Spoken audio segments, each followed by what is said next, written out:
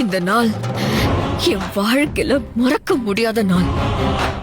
அதே மாதிரி இந்த நாளையும் நீ மறக்க முடியாத நாளா நான் பண்ணுவேன்.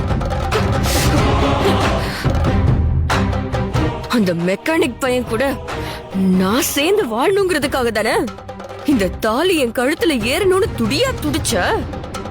இதுக்கு நான் உனக்கு பதிலடி கொடுக்க போறேன்.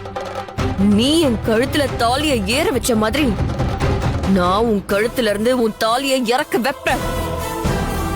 உன்னையும் உன் புருஷனையும் பிரிப்பேன். இது இந்த சத்தியா, இந்த தாலி மேல பண்ற சத்தியம்.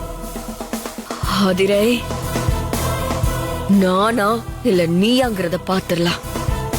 இது சத்தியம் டி, சத்தியம்.